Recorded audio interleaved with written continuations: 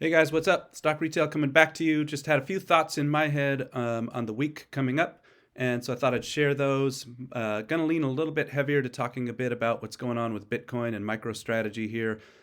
Most of my followers probably follow me more for AMC, so I am gonna touch a couple thoughts on AMC for myself and for you, um, but also just generally looking at the week ahead and some big things going on. And so you can just see by the title, the week ahead, I think this is a bit of a bear beware week. I don't think it's going to be a real pleasant week for bears in general. We'll see. But I'll share kind of what I'm looking at, why I'm thinking that. Just on Sonic, if you missed it on X in particular, and probably on a few other platforms, there was a whole bunch of kind of mock movie posters that the team at Paramount and Sonic were having a lot of fun with. You can kind of see here's like Home Alone and National Lampoons and the Benedict Cumberbatch version of Grinch, just kind of using Sonic to do those posters. I thought that was a lot of fun. Check those out if you haven't seen them. Uh, Obviously, Sonic and Mufasa coming out this week. Pretty excited for those. So, all right, what's going on? First off, MicroStrategy, if you didn't catch, is being added to the QQQ. So, if you don't know what QQQ is, that is the Nasdaq 100. It's basically an ETF, and so now MicroStrategy is being put in that. And you can see this headline here from one media source. This was also on like Yahoo News and MSNBC and just kind of all the usual financial websites. MicroStrategy to enter NASDAQ 100, exposing Bitcoin linked stock to billions in passive income flows. So there'll be money that just kind of automatically flows here. The fund itself will have to do some buying of MicroStrategy stock. The reason my eyes are on this, it's just interesting. A few weeks back, I've told you, if you followed me for a while, you know that I've had this thesis about AMC and GameStop in particular and the tokens. You can find a whole playlist called The Great Unwinding. You can find that hashtag on Twitter. And you know that I have felt that Bitcoin is a part of sort of breaking through the walls or breaking the dam of a lot of things done to us in corrupt ways with the tokens, and will force a cleanup. That has not been proven right yet, but everything has been playing out as I thought it would. So far, let's just say there's anecdotal evidence that I'm still hopeful I'm right. Well, what's going on then is it causes me to watch Bitcoin closely. And interestingly, a few weeks ago, Citron, so now connect back to who was shorting either GameStop or AMC, and in some cases we have some of the same foes. Certainly, Citron was a little more known for shorting GameStop. And so Citron came out and was taking shots at MicroStrategy. And if you don't know, in the past, Citadel has also taken plenty of shots at Bitcoin. So I think we're on the right side of the table here, is what I'm trying to say. And even though I'm here talking about Bitcoin and MicroStrategy, uh, these guys are all over leveraged. You could find my pinned tweet, which is a Reddit article I wrote kind of like 3 years ago or something, talking about leverage and why eventually we were going to win. And so the reason I keep my eyes on stocks other than AMC and GameStop, and obviously I've been more of an AMC ape, it's because I think it's all part of one big chessboard. I believe there is a massive pitched battle between longs and shorts, and in particular, a lot of people sick of corruption in shorting, and manipulation of the stock market. And so, if Citron and Citadel are taking shots at Bitcoin and MicroStrategy, uh, I suppose there's the saying, "The enemy of my enemy is my friend." In no way is Saylor and Satoshi an enemy. In fact, I would consider them friends at this point. Um, but so I don't know. The enemy of my friend is my enemy, maybe. So the point is, the same people who have fought us for years in GameStop and AMC are taking shots at MicroStrategy and Bitcoin, and you're seeing Bitcoin and MicroStrategy winning. So that makes me bullish for us as well. If shorts struggle to keep their leverage, I was just talking about leverage a minute ago. If they are pressed in various areas, their liquidity becomes an issue and their leverage becomes an issue. So all of this, um, it makes me happy to see, even if it's not, I don't own any MicroStrategy stock. I wish I did. I wish I'd been in it before all this started to happen. Although my point of view, as you've heard on Bitcoin, is basically, in a way, there's no top. I just think it pretty much is up forever. I'm not talking about day to day or week to week. I'm talking very long term. That's what I tell my kids. They're in it. So, all right, MicroStrategy being added to the QQQ. Recently, large shorts took a shot at it. So effectively, they're in trouble. because here it's about to have a lot of buying. I looked at the short interest on Fintel, at least it's about 12%. That's not like all that high, but I mean, it's high considering how bullish the move may be now. And that's just, reported short interest. We're not talking about all kinds of derivatives and swaps and, manipulation in the stock market and synthetics and these kinds of things. So don't know what the real short interest is, but at least on Fintel, I just wanted to see that. So for your information, looks like 12% there. I didn't have a shot of Ortex, or I might have checked that too. But so the point is, personally, I wouldn't want to be short MicroStrategy right now. I think people who are short MicroStrategy, trying to call it a Ponzi. I posted yesterday, I think, kind of just the difference between a Ponzi and an investment. A Ponzi is like you're taking money from someone on your left to try to fund things you owe to someone on your right. It's sort of a pass through, and there's nothing real to it, right? Excuse me. But MicroStrategy is a publicly traded company taking money from people who willingly want to invest, bondholders who are giving them money, and they are actually using that money to, with transparent accounting, invest in an asset. They're having an investment that backs it up. That is in no way, shape, or form a Ponzi. It's a little ridiculous to call it that. The future of Bitcoin is outstanding, and I'm going to talk a little bit about that in a minute too, in the week ahead, and what's going on, all the big pieces moving. And so people tried to call it a Ponzi and took shots at it, and it was a short attack. But that was, no pun intended, short-lived, because a lot of bullish things are coming for Bitcoin, which means a lot of bullish things are coming for MicroStrategy. And that's outside of what I just showed you, that it's going to have a lot of buying pressure just simply from getting added to the NASDAQ 100. So some other things for Bitcoin. I had posted a couple times yesterday. I often say here on YouTube, I'm far more active on X than I am on YouTube, just because it takes me time to make videos. I've got to find the time to do that. And I'm a busy family man, and I've got a job and all that stuff. But anyway, I had posted on X yesterday, Trump confirmed Bitcoin reserve plans. So I've told you for maybe even a year now that, I believed you would start to see governments get involved. Obviously, El Salvador has sort of paved the way and showed the use case of sorts and kind of set itself in many ways financially free through the use of investing in Bitcoin. Well, so now here comes the federal government of the U.S. that says, hey, yes, we're probably going to have a strategic reserve. That's a Forbes article, so this is by no means any kind of, of a clickbait article or anything. Not that I would always agree with Forbes, but it's certainly an established website. Meanwhile, then, the same day, a little bit later, there was a leak that perhaps Russia as well is going to be adding a Bitcoin reserve. If you haven't seen recently, China was moving to make Bitcoin legal. It had been illegal in China. So, the biggest governments in the world are now adopting Bitcoin themselves. It's not hard to guess what that's going to mean to the price. And if people like MicroStrategy have Bitcoin, basically, it's almost their entire balance sheet in a way, then you can just sort of forecast out, well, what does that mean to the value of companies where Bitcoin is on the balance sheet? And so that's why it's also been my perspective for a long time that, frankly, I would love AMC and GameStop to add Bitcoin to the balance sheet and let Bitcoin be a big brother of sorts to carry us home. We'll see if that ever happens, but that's just a personal, financial thesis. So other things coming for Bitcoin, if that wasn't enough for you, there's about 11 U.S. states, by my last count, who are officially moving towards making a Bitcoin a reserve for their state. Like Texas was the most recent one. I mean, Texas is what, like, the 11th or 12th biggest economy in the world by itself that's going to be adding Bitcoin as a reserve. I know Florida was talking about it. Anyway, there's like 10 or 11 states doing that. So you can just imagine the buying that's going to happen then. I mentioned there's multiple other countries, sovereign nations, who are moving towards adding Bitcoin to their reserves.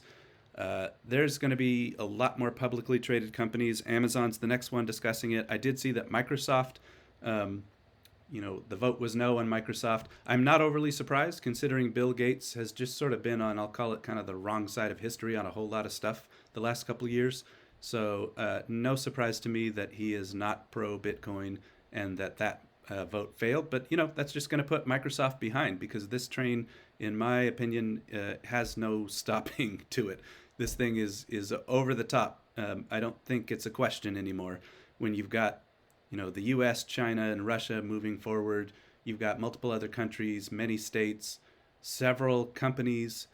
So you're going to start seeing a lot more publicly traded companies adding Bitcoin, I believe, and just seeing that Saylor and El Salvador and others have paved a path.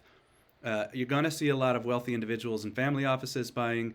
And then don't sleep on, I think it's tomorrow, goes live this shift in accounting practices and reporting practices for these companies that have Bitcoin on the balance sheet. It's a shift to fair value accounting. That gets a little detailed. I've told you all I'm not an accountant. I have business degrees, but I'm not an accountant. So I know enough to speak a little bit to accounting, but you'll have to listen to others for real expertise on accounting. But the point is that may make some basically stonks go up. There's a possibility of that. We'll have to see that play out. So that's not a promise. So a whole lot going on Bitcoin. You've got a supply shock on one side and you've got a demand spike on the other. I don't have to tell you, if you have supply shock and a demand spike, prices go up. That's just how that works. So no promises day to day. Bitcoin can be a little bit volatile still, but like I said, the way I tell it to my kids is just put in a little bit at a time as you have a few spare dollars, and just do it the rest of your life and you'll be happy. I mean, that's what I've got my 18-year-old doing. And it's fun when every once in a while he'll tell me, hey, I put this many more dollars in today. He's kind of doing it on his own. So it's pretty cool to watch. And he's pretty excited that's been going up. I warn him, it won't be every day of your life. There'll be days it goes down. But if you take a very long-term view, certainly I think, if I don't know, 15, 16 years has established a pattern for Bitcoin, I would like to think that's a pretty long history to see a trend. And I believe that's going to continue and get, frankly, a lot faster because of everything I'm showing you here. I think also, let me back up even. I was not always, in fact, I'm fairly late to the Bitcoin party. I mean, I didn't start talking about it till kind of, towards the end of 2023. So thankfully I got to ride this most recent sort of bull wave, let's call it. And I kind of personally don't think it's done because of everything I just showed you the last couple slides. But, I was late to the party, and I used to think this was something I was going to stay away from. And Saylor, by the way, himself used to not be pro-Bitcoin. So it is fully okay. And frankly, in life, I think super, super positive and valuable if you'll always be someone who can learn and who can say, well, maybe I got something wrong and now I want to shift course. And so I'm someone who shifted course. And that came through DD. And I do believe Bitcoin rewards people who do their DD. So if you don't believe me, you're not bullish yet, you don't like Bitcoin, whatever, that's fine. Go do your research. Go do your homework. I had people in my life who kind of pushed me and gave me the nudge, and they didn't spoon feed me. They made me go do my own research. Read the emails between Sirius or Marty and Satoshi. Read the white paper. Read up on how the Lightning Network works. Read up on the math of Bitcoin. Just wherever you can go, there's various resources all over the internet. There's whole books that have been written. You can access the DD. It's a question of whether you're willing to put the energy and time in. Two things that could give you breadcrumbs and point you a little bit. So I'm just showing two of my own videos. One of the big ahas and unlocks for me was just, fiat currencies are basically always going to go down. So that's the video I'm showing you at the top here, where I kind of give you some information on that. And so if fiat currencies are always going down and there's not more supply of Bitcoin, it's just not hard to predict the relationship between those. And so I try to help my family understand, my friends, and you who will listen to me, that in many ways, if you will shift your thinking from, let's say, the price of bread, the price of car insurance, the price of milk, the price of your house, it's not really that it's going up, it's that money is going down. So things are costing more, but it's not really so much that things are costing more, it's that your money is worth less. And so you should watch that first video that talks about debasement. That's what that's called, is debasement. All the nations of the world are constantly devaluing your money, and the bankers are doing that to you. And you start to ask questions of why, and it starts to help you see the system of the world right now, and why some of us believe so strongly in Bitcoin. And then also, I've got another video where I was just exploring how gold and silver and Bitcoin have each done against things like car insurance, against things like groceries. And you might be surprised, even if you look at gold and silver at all-time highs, how have they really performed against the cost of you living your life.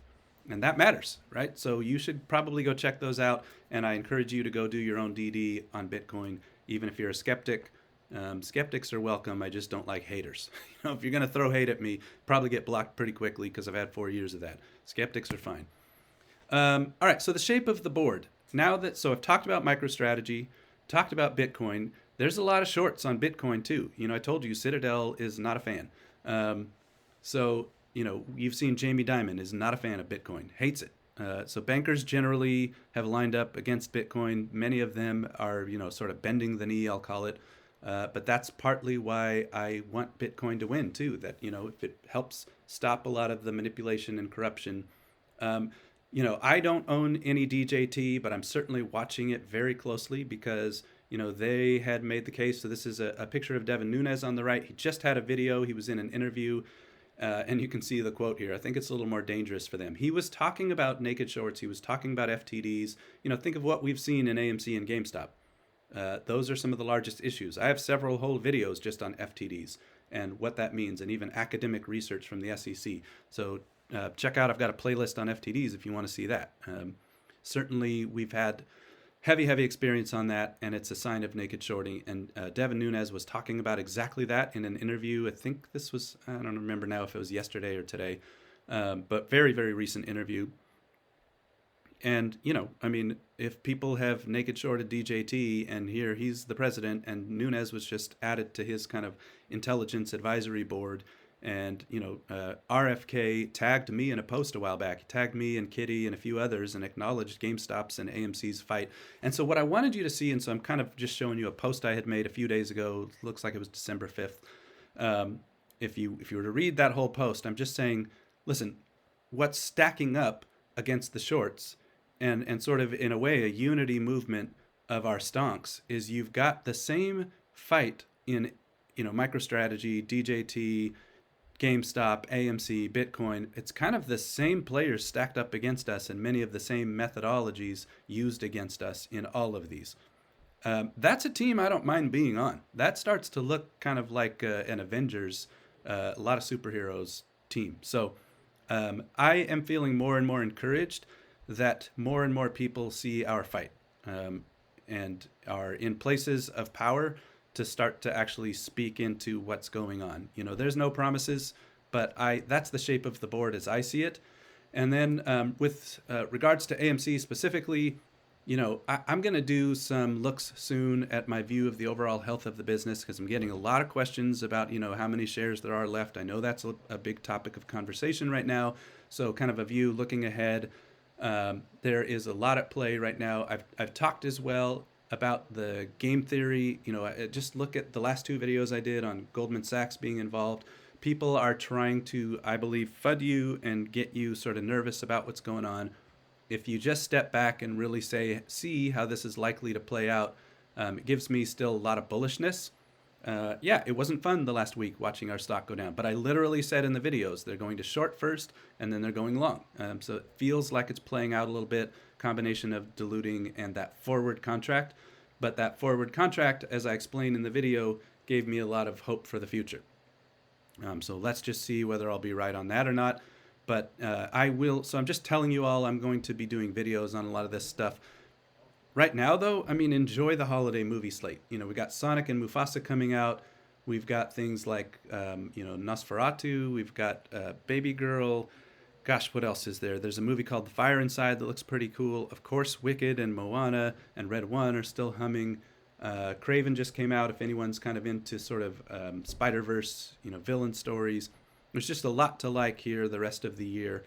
And then a few last thoughts. So I mentioned with Bitcoin, it's probably about to have just a phenomenal run. I don't know in what time frame I want to put that in, if that's the next year, if that's the next 2 years.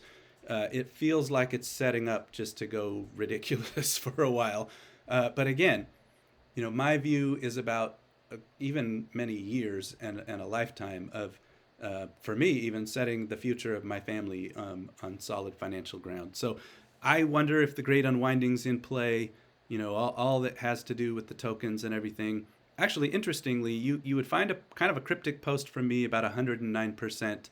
There's been a lot from Kitty about 109. I might keep that to myself on what I was saying there. Some will recognize that. I'm not necessarily sure Kitty was saying that, but there definitely are connections to perhaps dealing with, yeah, just more of the tokens and the corruption. And so I wonder if that's what we're watching is the great unwinding at play. Was fun to see Kitty roar to life recently. Let's see where that goes. Just for some folks out there, whether it's hard or not, this is the race we're running, and I'm going to run it to the end. So do not lose sight of the objective. Let's see what happens. And you all know what I believe. We will win. So let's go.